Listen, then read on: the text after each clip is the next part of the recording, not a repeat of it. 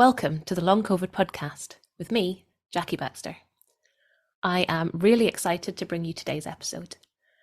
Please do check out the links in the show notes where you can find the podcast website, social media and support group, as well as a link to buy me a coffee if you are able. You should not rely on any medical information contained in this podcast and related materials in making medical, health-related or other decisions. Please do consult a doctor or other health professional. I love to hear from you. If you've got any suggestions or feedback or just want to say hey, then please do get in touch. I really hope you enjoy this episode, so here we go.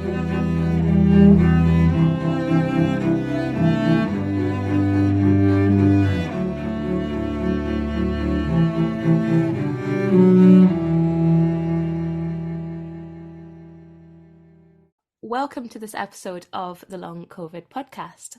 I am absolutely delighted to welcome my guest this morning, Dr Calum Carson, who is a Senior Research Associate at Lancaster University, and we are going to be talking about the Inclusive Remote and Hybrid Working Study. I'm sure loads of other stuff too, because tangents. So a very warm welcome to the podcast today. Thank you. Nice to be here. It's a bit of a mouthful, that name. Yeah, I know. I had to be quite careful reading that to try and get it right. So maybe to start with, would you mind just saying a little bit more about yourself and maybe what you do? Yeah, sure. So I'm a Senior Research Associate, which basically boils down to an academic that mainly focuses on research rather than teaching. And at the moment, I'm working on this study, which is specifically around remote and hybrid working, exploring disabled workers' experiences of that. I've had a bit of a roundabout journey in how I've got there, I suppose. I first went to university. I was like, I'm going to do a politics degree, go into politics. And then after 3 years of that, I thought, no, not really. And then I worked for 6 years just doing that odds and ends, university admin jobs and stuff. Went back, did a sociology degree, and I looked at kind of the stigmatization that disabled social security recipients felt, who were claiming for benefits that weren't necessarily about being in work, but they still felt that stigma around it. So I developed a bit of an interest in looking at kind of disability issues and disability politics. Then I moved on to a PhD in the business school on the real living wage, the voluntary higher living wage, about why employers decide to pay it. In the middle of that, I went to work at the United Nations in Geneva for a while, where I ended up working on kind of decent work and the issues around that and around, what the everyday experience of work was like for individual people. And that started to become what I really became interested in. So then after that, I worked at Manchester Metropolitan University on a project exploring the impact of universal credit on employers and low-paid workers.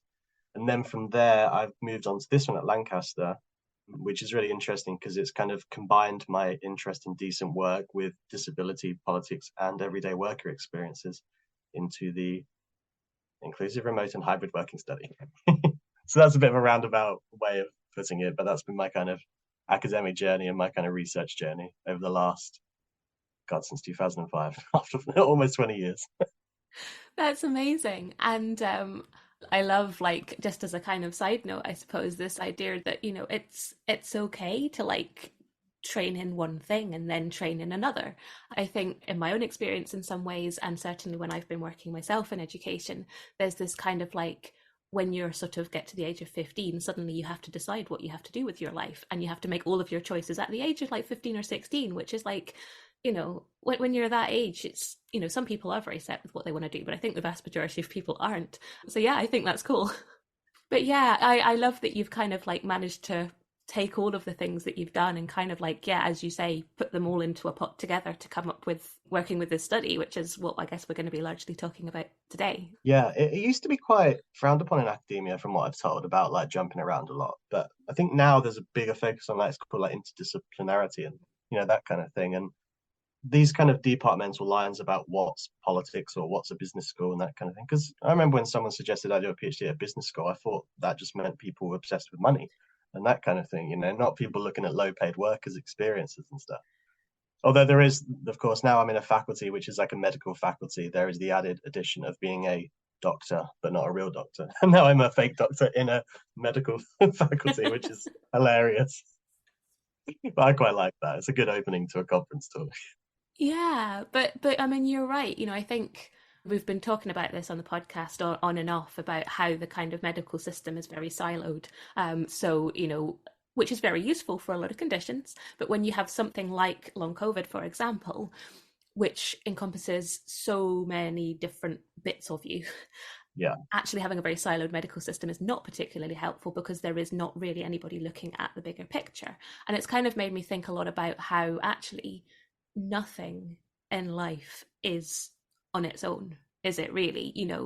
It's all interconnected with other things. So that makes more sense when you talk about things like interdisciplinary research, like you just mentioned. But actually, yes, you might be studying one specific thing, but actually there's all sorts of stuff that plays into that. So it actually makes a lot of sense, doesn't it? definitely. Yeah. And like, if you say long COVID, like the sheer variety of, symptoms that arise from that is so massive that even having under this long COVID umbrella has problems, I'd imagine. So yeah, I think one of my things has been to try and break down those barriers by shifting around a lot and talking, this may interest you here, this may interest you there. I feel like that kind of thing, it just stops those new barriers being built as well. So yeah, that's kind of one of the like a permanent feature of my academic career. I think I like that idea of jumping around, not just staying in one place, that kind of thing. And going where the interesting research is. And right now, it's definitely here because this is fascinating stuff. Yeah, yeah, definitely. And I think, again, something that I have noticed over the last few years is that there can be a tendency to not talk about things because they might be perceived as difficult or uncomfortable, or a healthy person not really wanting to think about disability because they don't really want to entertain the thought that that could happen to them.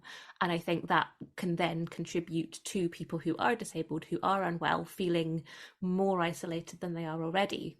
So I think it's important to have conversations and to try to work out how we can have conversations in the right way.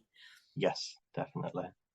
Yeah, and I feel there's also a sense of like after the pandemic, there's also an additional sense of we all went through that. We don't want to keep talking about it. We kind of want to just sweep it under the rug.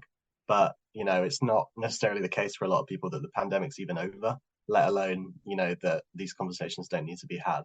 Because one of the aspects of this study, which we'll get onto, is it's, trying to pinpoint what new potential inequalities could be before they arise and kind of placing a focus on that rather than studying them 5 or 10 years down the line when they've had time to get, embedded into the world of work. Yeah, definitely. Maybe let's dive into the research study. I mean, this is obviously going to be a kind of huge topic. So part of me is thinking, should I just kind of like pull you back like one of those little cars and let you go? Maybe, yeah, sort of let's talk a little bit about it and what it is.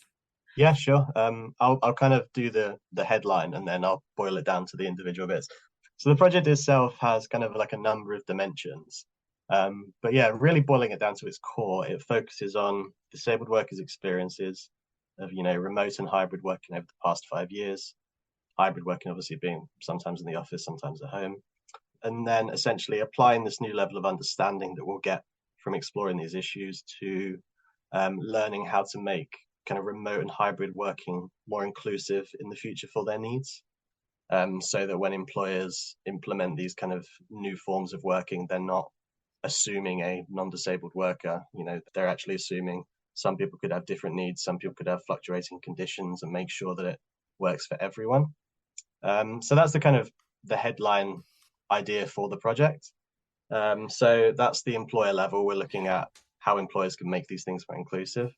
We're currently in the first strand of the project, which is an online survey that we're currently asking anyone in the UK who's had experience of remote or hybrid working any time over the past 5 years, doesn't have to be at the moment, don't have to be in employment at the moment, who considers themselves either disabled or has a long-term physical or mental health condition, just to fill out the survey and have their voice heard about hybrid and remote working, how it works for them, what they like about it, what they don't like, what they feel could be improved upon, what isn't taken into consideration by their current employer or their past employer.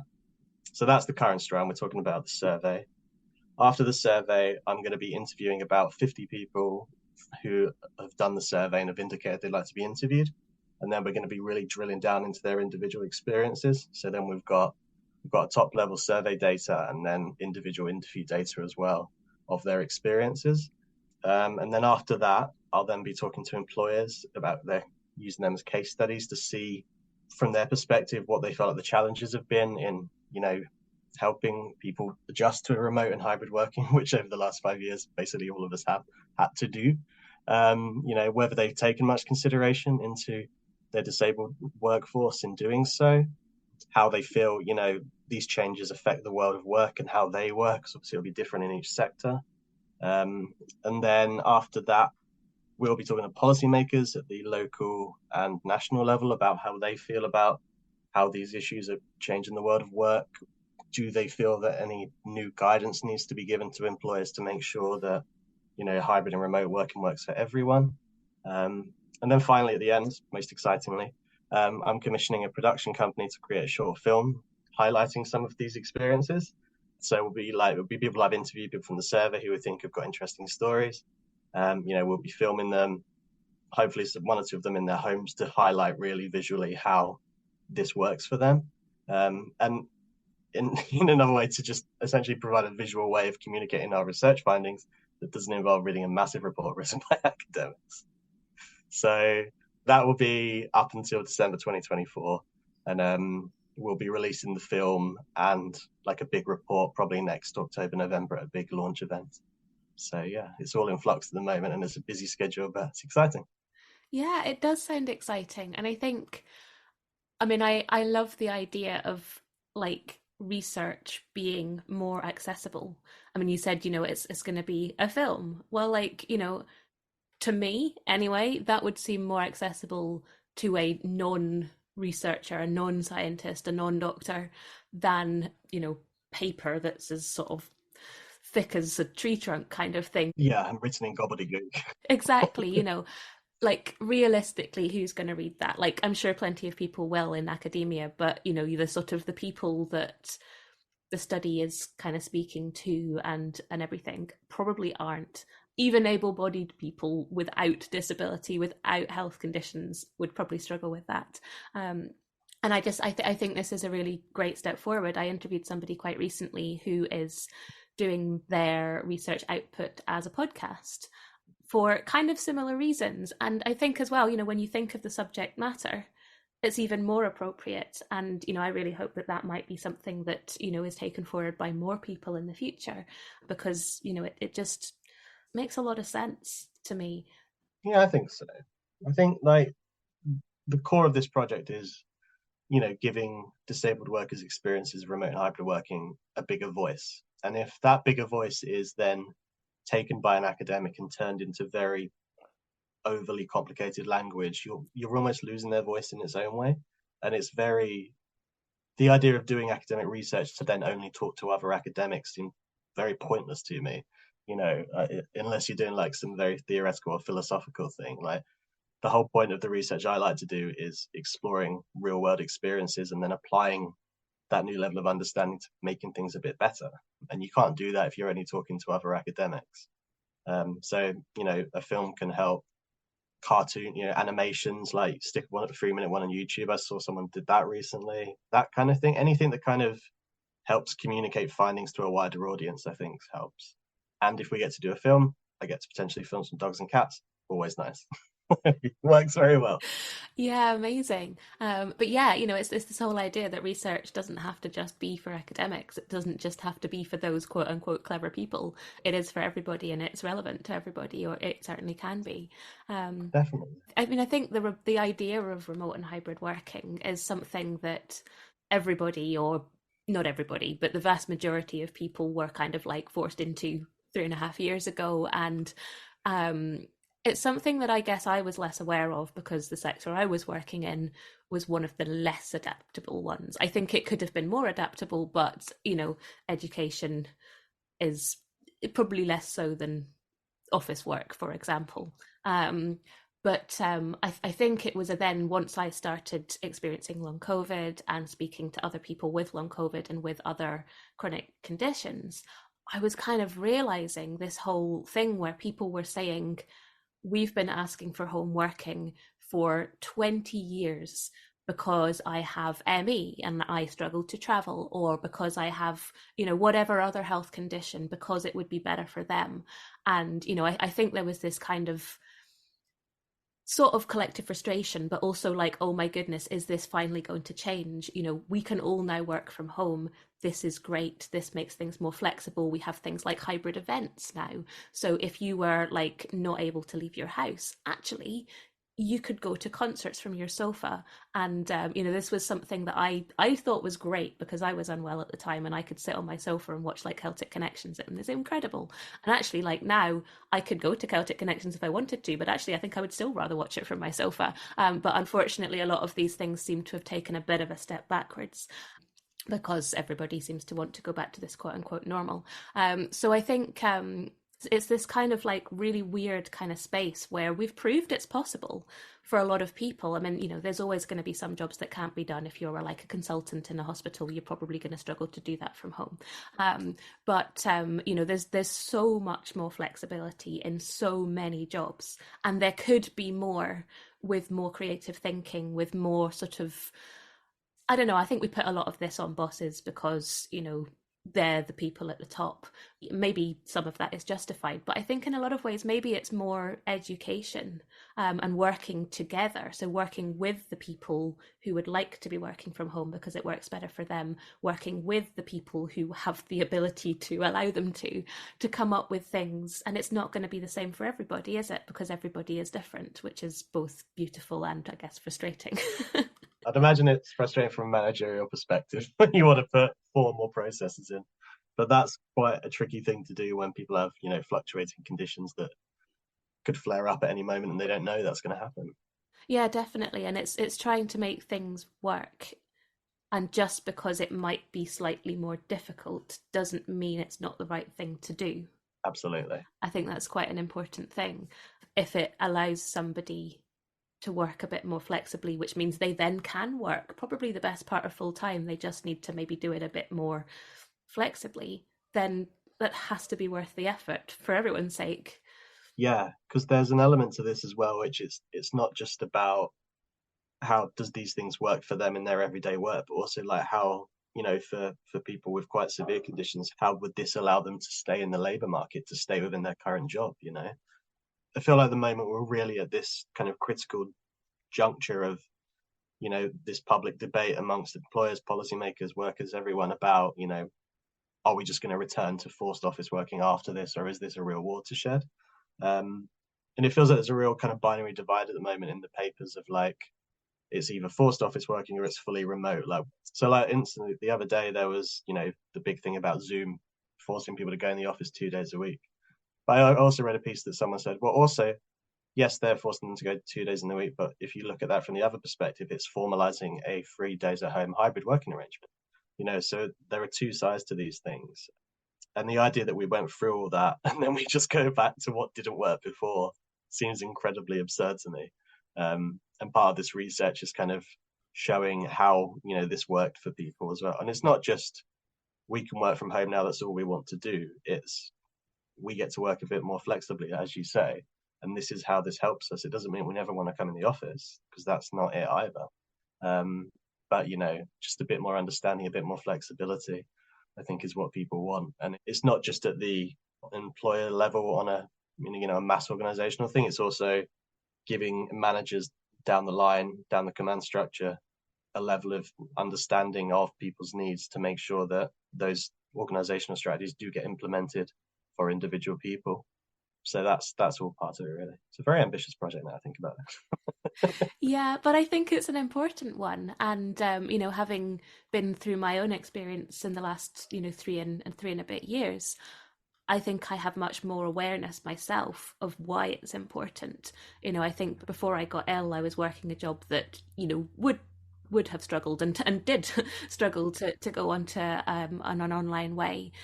But, was that because the job doesn't work online, or was that because actually it just needed a little bit more thinking around it? And I'm sure that that will be different for everybody.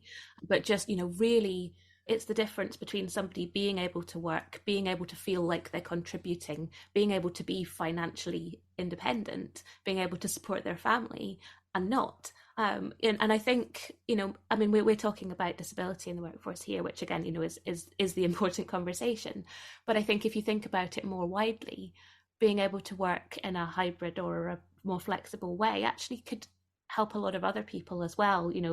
A single parent who is struggling for childcare, for example, if they were able to work a bit more flexibly, then they would be able to maybe get their kids from school and then work into the evening. Or, people who are carers, for example, if you actually had a disabled spouse, for example, who needed a lot of care, if you were able to work from home, then you'd be able to provide that care while also being able to work. So there's so many different angles to this, I think, isn't there? And I don't know, maybe it isn't. Maybe it is more people with disability and health challenges that it will affect. But I think it's not just that group. We'll be right back. I'm interrupting myself for a second to tell you about long COVID breathing. The fabulous Vicky Jones and I have teamed up to bring you long COVID breathing.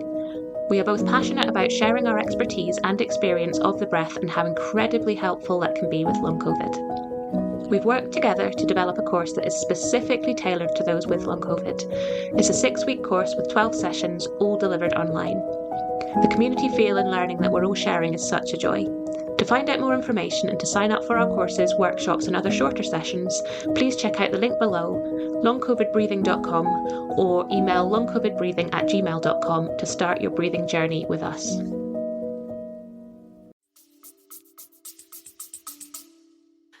No, absolutely not. Yeah, there's so many elements to it. And I think a lot of these elements get lost in the debate, which often just comes back to like productivity and how productive it makes workers rather than thinking about those longer term issues and that kind of thing.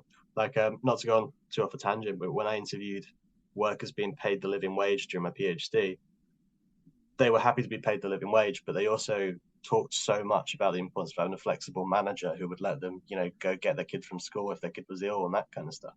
And that kind of like everyday flexibility, I think, is what's so important. So, like having a remote working strategy or a hybrid working strategy, but then saying you have to be in the office every Monday and Friday, that doesn't necessarily give you, more flexibility if you have to always be there on a Monday and Friday than you would possibly need.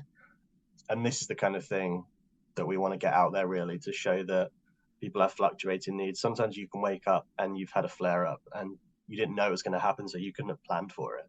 So maybe you can't go in on your forced Friday in the office, that kind of thing. So yeah, it's just about finding those areas where we can show employers and we can show specific managers that flexibility here is important. It's not just one way or the other. It has to be fluctuation essentially. And like speaking from a personal perspective, during my PhD, I developed quite bad back issues, which is now considered degenerative disc disease, which is a lovely phrase. And I spent 2017 to 2020, when I finished my PhD at the end of it, thinking, well, I'm a researcher, I have to be in the office every day, but my back wouldn't let me do that. And then you catastrophize and you're like, I'm never going to get a job after this PhD. And then a pandemic happens and I can suddenly work from home and stuff. And now you see the debate going back towards, maybe people need to be in the office more. And it's really interesting to see how kind of my research side and my personal side have intersected there. But it's been so useful for me. And I often reflect on the fact that when I was 18, I almost went to chef college and became a chef. And if I'd done that and then my back had gone bad, my training would have been obsolete essentially. So I'm very lucky that I took a career where I can work from home, and having that flexibility has allowed me to keep doing academic research and keep me in the labour market. So, if we can find ways to keep other people in the labour market and make employers more understanding of people's different needs and conditions, especially when they fluctuate a lot unexpectedly, that's the kind of research I want to be doing. And again, I think I quoted this quite recently and I should have looked it up because now I'm going to look like an idiot again. But whoever it was that quoted something like, about learning from your history. And, understandably, the last 3.5 years have been traumatic for people. And, the level of trauma is probably different for different people. And, as you said, the pandemic isn't really over. Certainly for a lot of people, they're still suffering the after effects of it in lots of different ways. So, I can understand that people might want to pretend that the last 3.5 years didn't happen, but I think there's a lot of learning that we need to do from that, in terms of, well, things like air quality and people not going into the office when they're sick. But also, in terms of the fact that actually there is the ability, when people work together, for flexibility, for working remotely, for working in a hybrid manner, for a lot of these jobs to be done in a way that actually works for people. And I suppose, the flexibility maybe needs to go both ways, because you also find that there are some people who just cannot focus at home and they need to be in an office and they want to be in an office. And like that's fine. But if you've got that side, you've also got to then look at the side of people who are actually like, I can't work in an office. I need to be working from home. And their viewpoint is no less valid than the people that want to be in the office. It's just a different need, I suppose, isn't it? There's different requirements for them to be able to do their job. Definitely, yeah. There was a smaller research project which actually led to this project, which was exploring these issues on like a less big sample size basis, and that found that disabled workers, they did highlight kind of clear benefits from working from home, more autonomy, control over when and how they work, which allowed them to work better because they could manage their health and well-being a bit better. But they did also value the kind of freedom and the opportunity to work from the office when they wanted to. And there's also a flip side of that, of some of them worried that they'd miss out on promotion opportunities if they didn't get to speak to their bosses a lot, and that have the kind of social side of office life. So I do just feel very worried that there is this binary divide between people who want to work from home and people who want to work from the office is the debate, rather than sometimes people want to do both and maybe they want to do it a bit flexibly. So yeah, but I'll link you up with that report because it's really interesting. Yeah, that would be really useful. I'll drop that into the show notes. Um, I mean, we came onto this because we connected through long COVID, but we're not talking specifically about long COVID here. We're talking about, did you say disability and long-term health conditions? Yeah, I started on this project in March. Um, the project leader is someone called Dr. Paula Holland at Lancaster University, who did the previous project as well. So we've got like a big project team. We've got her, we've got the Work Foundation, which are kind of like our in-house think tank. We've got project partners at Manchester Metropolitan, and then a charity called Universal Inclusion. So we've got that angle. But we really debated long and hard about how we defined kind of disability, really, because we didn't want people to feel that their voices were not like valid to be represented in the survey. So we'd spent a lot of time debating like the exact description of disability and or long-term health condition to make sure that people didn't feel left out. We're defining that very widely. And so we included a few examples in there that people may not automatically consider or personally define as a disability, such as attempting to balance working life with long-term depression, obviously a neurodivergent condition like autism or ADHD, things like recovering from cancer whilst in work. There's so many physical, mental, behavioral, and cognitive conditions that come under that umbrella of, is something a disability or is it a long-term condition? And what we're saying for our research is that it doesn't really matter if something's affecting your work in a long-term way. It doesn't matter if it's legally defined as a disability. It doesn't matter that there may not be yet a legal definition of long COVID. It's affecting your working life. So we're interested in making sure your voice is heard. And that's a kind of, in academia, that could often be considered like a cop out in a way. Like, you're not sticking to a particular camp. But this again is about breaking down those barriers of not just talking to other academics. It's making sure as many diverse voices are heard, because so many people have diverse needs and in the workplace, and it's making sure that employers understand that. And it will be frustrating when we go to employers and say, well, the answer's not that simple. But maybe the point is to get it into their heads that it's not simple, it's complex, and the more they understand these things, the better, really. And long COVID is so new, so misunderstood, and so there's so little institutional support for it at both the employer level, the policymaker level, institutional level, every level.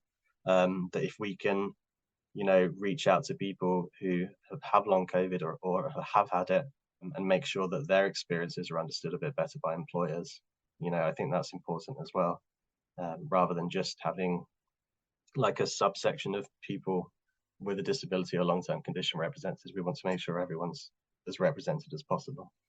Yeah, yeah, definitely. I think that is important. I think as well, I've noticed that some people like to identify themselves as disabled and some people don't. And it's not necessarily on the severity of the condition. I think is it may be a personal choice, or it certainly can be.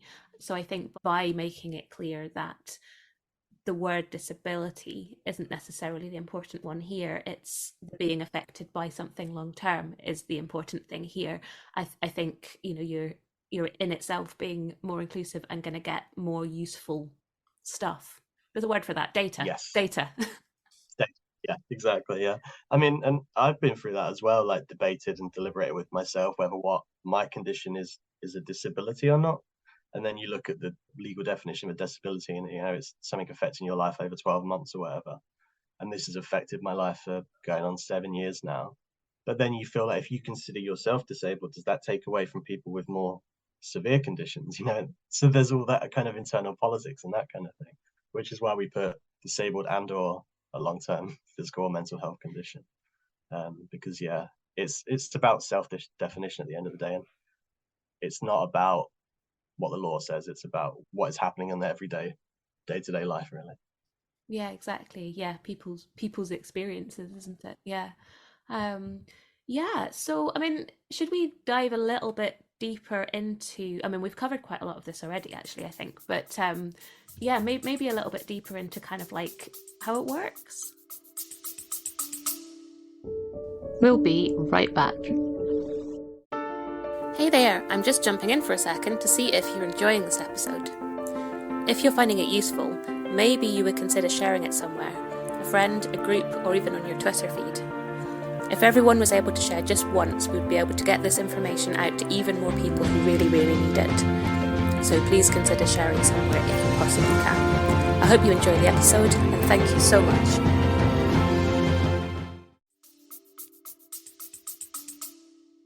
Yeah, so at the moment, we're doing the survey. So once the survey is complete, we're hoping for around 1,500 participants. We're around 759 at the moment, which is good. We want, around 1,000 to 1,500. After that, we'll start to we'll dig into that data to see, like how many people work in a particular sector that answered, that kind of thing, whether there are more women answering than men answering, that kind of thing. And then what we'll look from that is if there are people particularly underrepresented in the survey data. So typically, women are a lot better at finishing a survey than men, who start a lot of surveys and then get distracted by a million things, which I can vouch for as well on a personal level. So then we'll be like, well, maybe we'll do some interviews with men, from the survey data to make sure that that representation comes up. We'll dive into specific answers to specific questions. So one of the things we're really interested in is about reasonable adjustments in the workplace, and access to work and that kind of thing. So what I was saying about, new inequalities coming in, we don't want a situation where employers say, well, you've now got more flexibility to work from home. We don't need to then provide as many reasonable adjustments for you in the office, or, you don't need to come in as much because you can work from home more comfortably now. And that kind of takes the freedom away from people to be like, well, maybe I want to come in the office more, maybe I want to go to Thursday drinks or that kind of thing after work. So we'll be very interested in that kind of thing, about whether people feel it's easier to work from home, but then is it harder to work from the office, or are employers doing very well at giving them reasonable adjustments in both? And then from there, from those answers, we've then got new ways. Like if, say, I look at the data and there's very few people who are getting reasonable adjustments in the office, we can then in the interviews write some questions out about why is this, or like what do you feel you do need in the office that you don't currently have. And then from those findings, we can then take those to employers in the spring and say, here's what workers have said, what is this like from your perspective? Because talking to employers makes you feel, and just saying it like that, it's almost like talking to the bad guy in a way, but when you start to talk to employers, you're talking to individual HR managers and that kind of thing. They're all just humans at the end of the day, trying to do their best in the situation or in the organization they're in. And with this, they're learning as much as you are. We're all taking this step by step in a quote unquote post-pandemic landscape, which we're not really in. So survey data will lead on to the interview data. The interview data and the survey data will then lead on to the questions for employers. And then we'll take all of that together, present it to policymakers and say, from your perspective, how do you feel, the current official guidance, the official, like, not just guidance, but also like the case law around it and the actual law around these kind of things, how do you feel like, does any of this need to be changed? Does any of this need to be updated? Does anything need to be more formally defined? And then after that, we'll be spend about 6 months diving into all that data. There's always too much data to put into one project, which is just one of the sad things about academia. And then we'll be doing the report, which will launch in October, November next year at a big event. And that will be like, it won't be a report for academics. It will be, publicly accessible report. You have to pay for it. It's going to be on our website. It's not going to be a gobbledygook academic language. And then we'll be doing the film, of course, as well, which will take maybe 4 or 5 people who I interview, see what their stories are, see if they're happy to be interviewed, and then to make sure we really get their kind of voices across as a representation of the findings in general. And then we'll be launching those at the same time. And then following on from that, we'll be writing a few academic papers, that kind of thing, but also pushing it out to disability organizations, doing presentations for anyone who is interested in the research. And then following on from there, really. So yeah, there's quite a few different avenues for it, but that's the kind of structure of it, really. I mean, you said that you would be looking at sort of a spread of different sort of people, and I think you mentioned gender that you would be breaking down. Are you going to be able to look at kind of like different occupations as well? Because I mean, certainly for long COVID, and I can't speak for other chronic conditions, but in long COVID, certainly it seems that, for example, healthcare and education seem to be two of the worst hit professions. Not that there's not plenty of other people in others, but they do seem to come up tops. And I guess in some ways they may be two of the least adaptable to remote, hybrid, flexible kind of working options. So is that something you're able to dive into a bit more specifically? Yeah, we've got a question in there about which sector people are in, and it's very diverse. And I think there's things like agriculture and forestry, things like that. That's probably not adaptable either very easily, No, is it? exactly, no. Or even just like retail, hospitality, things like that.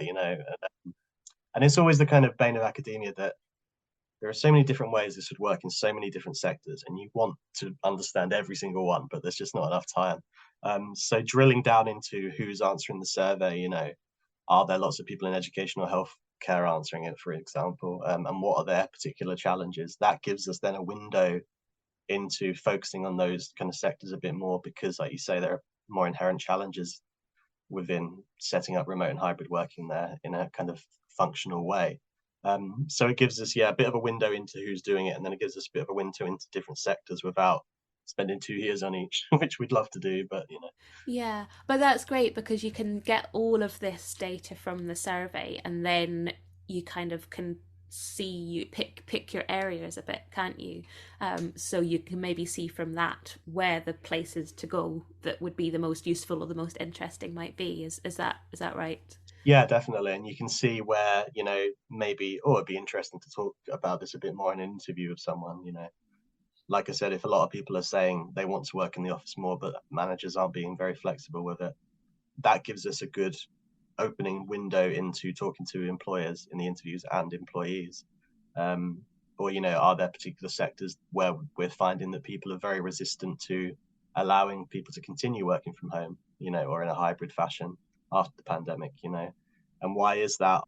Are there more kind of traditionalists in those sectors that just want to get back to the way things were, and that kind of thing? And so that's really interesting as well, just to see it from a sectoral perspective. Um, and just kind of a cultural one as well, because I'd imagine there's a lot of managers who they don't feel like work is getting done unless they can see the people doing the work, and that's not necessarily how things work in the 21st century anymore. But there are a few people out there who would still like to have it that way, which isn't very understanding of people's needs. So yeah, it'll give us a window in like a broad way into some of the challenges and issues in different sectors, in the particular data we've got, and then the interviews will kind of really drill down into the individual experiences of them, and then it's kind of broadening it out again to employers and policymakers, and then bringing it all together at the end with a film. Yeah, I think, we tend to focus on the horror stories, don't we, where employers have not been sympathetic, they've not offered reasonable adjustments, they've been, not able or willing or even, thinking about, remote working, hybrid working, all of these things. And, there absolutely are plenty of cases of that. But I think what we hear less of are the good news stories where actually people have been involved in the process, where the employers have tried to work with the person and to make it work for both of them. And I think hopefully your survey will pick up both the Yes. things that aren't working and the things that are, so you can then kind of hopefully include that in your output, so it's not just a kind of like slating of employers, it's actually these are things that don't work and these are things that do, can we work on this kind of thing. Well, one of the things we're also going to produce is a kind of best practice guide for employers. So it will be highlighting those positive examples of when it has worked, that we'll get from the survey data and the interview data and from employers themselves.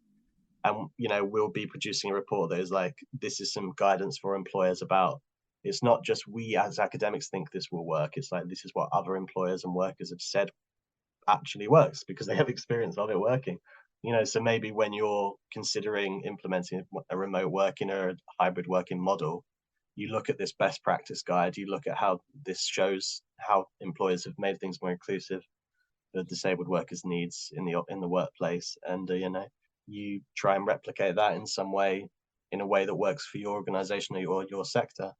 um, I've never felt that there's much merit in, just the stick approach. Like I think as a carrot and stick approach, and there's also not much merit in going to employers and saying we as academics think this. It's more like going to employers and saying we as academics have spoken to lots of employers and this is what they say. And I think that's what gets better results. I certainly found that during my PhD, where employers would be scared to voluntarily implement the living wage because they didn't have to. But then I spoke to other employers who said, well, we did that and people left the jobs less because they shock weren't in poverty anymore, and they were happier at work because they felt valued by their organization. And you talk to other employers and they don't just see a scary higher wage bill anymore. They see happier workers, less money on recruitment and retention, those kind of things. So it's kind of distilling what we've got, all this data down into manageable lessons for employers who can then take decisions that will hopefully help disabled workers, work in the workplace a bit better and remain in the workplace for longer. Yeah, definitely. Cool. So I will put a link to the survey in the show notes.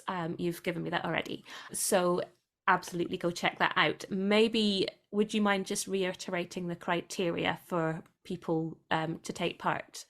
Yeah, sure. Yeah. So it's basically for anybody who considers themselves disabled and or has a long-term physical or mental health condition and have experienced remote or hybrid working at any point over the past 5 years.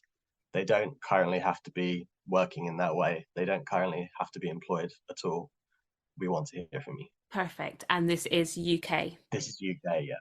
Yeah, we have had some interest internationally and some disappointment from people saying we wish this was a global survey. Like we all need this on a global scale, but maybe that's the next project. Well, exactly. I think this is something that I've learned from speaking to people like yourself who are doing research, is that each research study is a piece of a bigger puzzle. So your smaller study that you mentioned already has led to this, and this maybe will lead to something that is more global. So yeah, that's fantastic.